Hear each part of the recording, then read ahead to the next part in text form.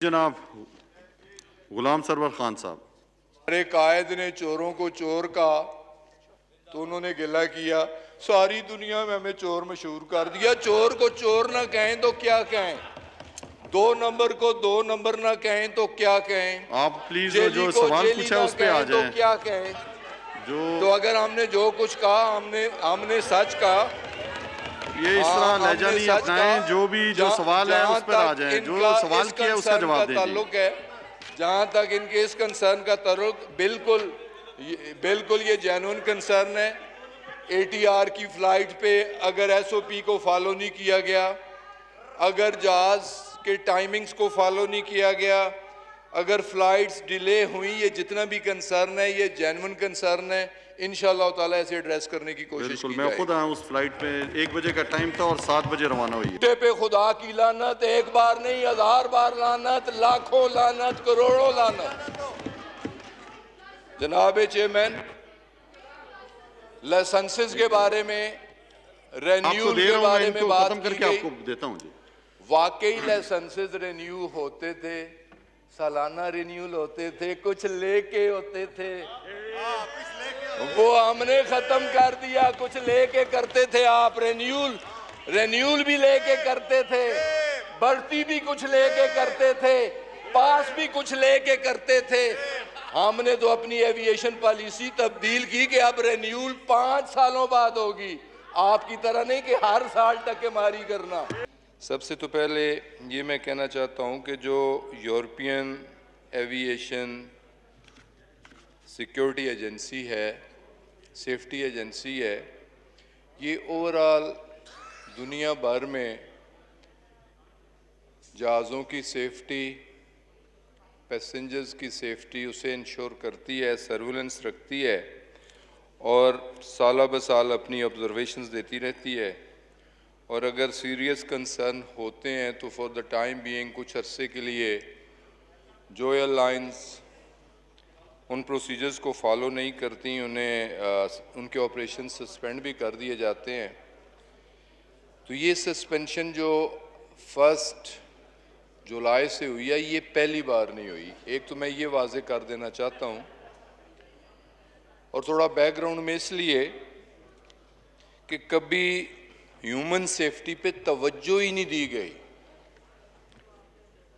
हमारा रवैया मिनासल कौम भी माजरत के साथ, और जो जिम्मेदार लोग हैं उनका भी केयरलेस एटीट्यूड।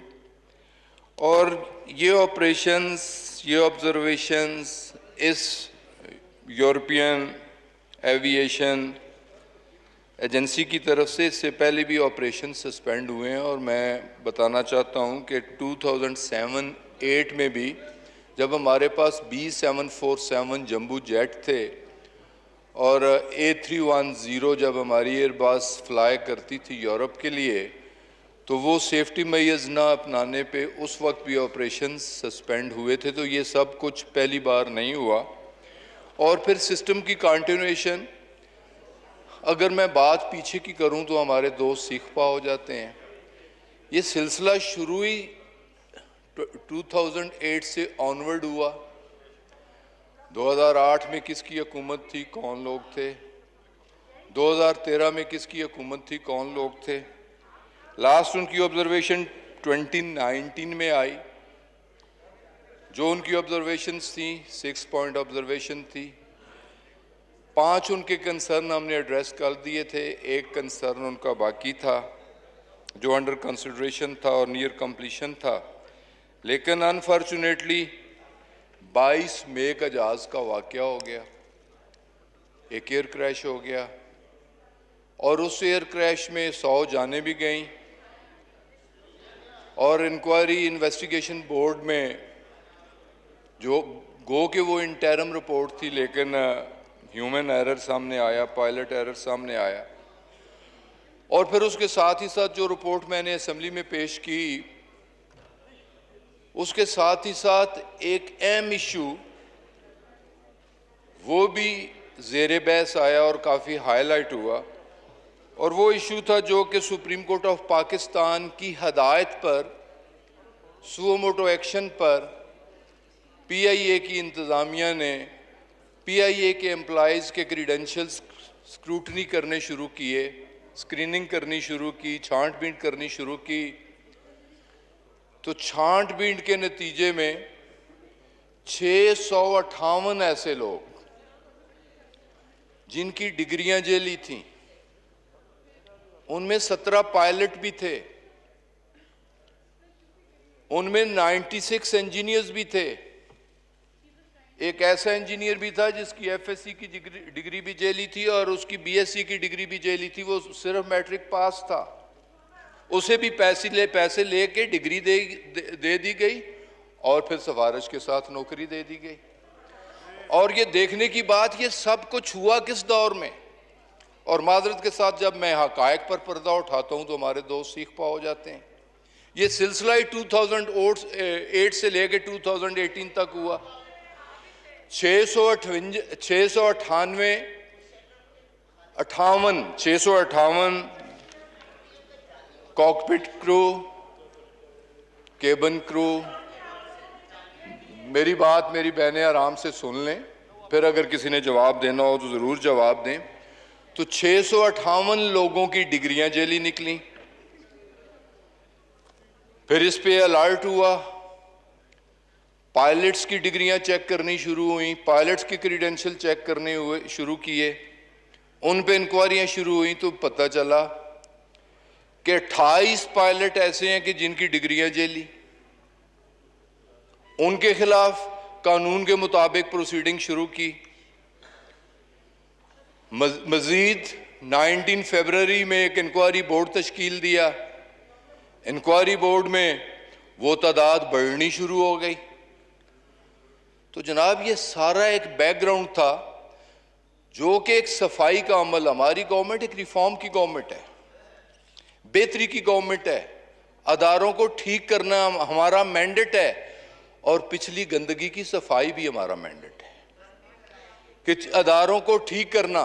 अगर देखें ना, बैलेंस शीट एक पब्लिक डॉक्यूमेंट होती है, बैलेंस शीट मौजूद है, पब्लिक डॉक्यूमेंट मौजूद है कि 2008 में पीआईए का खसारा कितना था और 2018 तक कहां तक पहुंचा। आज पीआईए 462 बिलियन का मकरूज है। ये तो सब कुछ हमें विरसे में मिला। और जनाब स्पीकर, 28 पायलट्स के बारे में, 54 पायलट्स के बारे में हमने कल फैसला किया, जिनकी डिग्री, जिनके लाइसेंसेस तो जेली थे। इम्तिहानात का तरीका गलत था, उन्होंने खुद इम्तिहानात नहीं दिए थे, किसी और ने इम्तिहानात उनकी जगह बैठ के दिए थे। जिनके लाइसेंसेस हमने कैंसिल किए, टर्मिनेट किया, और उनके खिलाफ क्रिमिनल प्रोसीडिंग्स भी होंगी।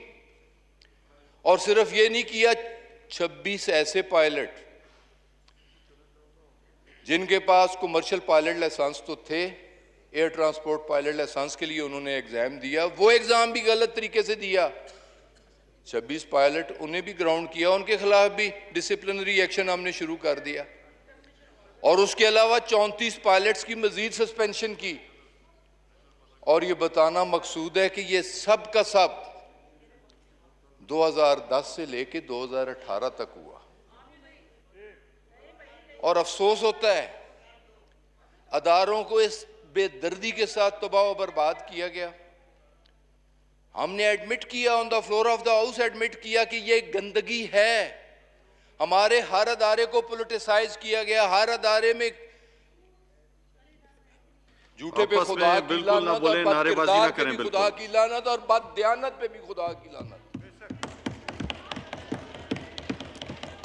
तो जनाब चेयरमैन, हमारे देखें, ये एक सफाई का अमल है। जैसे मैं कहना चाह रहा हूं कि सस्पेंशन इससे पहले भी हुई, दरमियान में बिल्कुल ना बोलें, गौर से सुनें। 2008 में भी हुई, 2018 में भी हुई, 2014 में भी हुई, 2016 में भी हुई।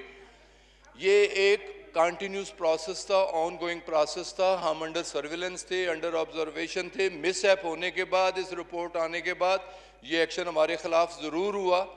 लेकिन इस वक्त ये भी देखें कि दुनिया का तमाम एविएशन सेक्टर बवजह कोरोना, तमाम एयरलाइंस ग्राउंड कर दी गई हैं। लोग अपने लोगों को ले ऑफ कर रहे हैं। ब्रिटिश एयरवेज जैसी एयरलाइन 12,000 लोगों को नौकरियों से निकाल रही है। लफ्थांसा एयरलाइन अपने लोगों को बर्खास्त कर रही है। हमने तो अभी तक किसी को नहीं निकाला। हाँ, निकाल उन्हें रहे हैं जो चोर दरवाजे के साथ आए हैं, किसी सिफारिश की बुनियाद पे आए हैं, कमीशन दे के करप्शन करके आए हैं। ऐसे लोगों के खिलाफ यकीनन हमने एक्शन लेना है। तो ये जो कुछ भी सस्पेंशन है आर्जी है, हम उनके साथ कांटेक्ट में हैं। परसों भी हमारी उनके साथ कॉन्फ्रेंस है। जर्मनी में जो हमारे एम्बेसडर हैं, उन्होंने यूरोपियन यूनियन की जो सेफ्टी एजेंसी है उसके साथ हमारी वीडियो कॉन्फ्रेंस रखवाई है। हम उन्हें भी मुतमिन कर रहे हैं। मुतमिन किस तरह होंगे? सफाई के प्रोसेस मुकम्मल होने से वो मुतमिन होंगे। जब हम सफाई करेंगे तो इंशाअल्लाह ताला PIA की नेकनामी होगी, पाकिस्तान की नेकनामी होगी। यकीनन बिहाइंड दी बार होंगे वो लोग जिन्होंने गलत काम किया है, और जिन लोगों ने उनकी सरपरस्ती किया उन्हें भी हम सामने लाएंगे, उन्हें भी नंगा करेंगे और उनके खिलाफ भी क्रिमिनल चार्जेस होंगे। और इसके लिए अपील का भी एक टाइम है, 2 महीने अपील का टाइम रखा गया है। इंशाअल्लाह ताला उसमें भी लॉ मिनिस्ट्री के साथ, अटॉर्नी जनरल साहब के साथ कंसल्टेशन का प्रोसेस जारी है, और कुछ दिनों के अंदर इंशाअल्लाह ताला हम अपील में भी चले जाएंगे, और आने वाले दिनों में इंशाअल्लाह ताला ये ऑपरेशन रेस्टोर भी होगा और PIA इंशाअल्लाह ताला एक और विद डॉक्यूमेंट्री एविडेंस इस मुअज़्ज़ज़ ईवान को इस बारे में बताना भी चाहता हूँ कि जो मैंने 262 पायलट्स के बारे में बात की थी कि जिनके लाइसेंसेस सस्पेक्टेड हैं, इमीडिएटली 102 सस्पेक्टेड कहा था। अच्छा, आप फिर क्वेश्चन कर लीजिएगा, मुझे अब मेरी बात तो सुन लें। 102 suspected cases other than working in PIA, Air Blue and Serene Air is enclosed. List मेरे पास मौजूद है 102। फिर इसी तरीके से Serene Air लाइन की लिस्ट मेरे पास मौजूद है। इसी तरह एयर ब्लू की लिस्ट भी मेरे पास मौजूद है कि जिन पायलट्स को ग्राउंड किया गया। ये इंक्वायरी 1 साल और 4 माह इस इंक्वायरी पे लगे, और ये बड़ी कॉम्प्लिकेटेड इंक्वायरी थी। ये फ्रांसिक इंक्वायरी हुई और स्टिल अंडर प्रोसेस है, इंक्वायरी जारी है। 54 पायलट्स के खिलाफ कल हमने एक्शन ले लिया है। जनाब की इतला के लिए अर्ज है कि 54 पायलट्स के खिलाफ कल हमने एक्शन ले लिया है। 28 टर्मिनेट हो गए हैं क्रिमिनल केसेस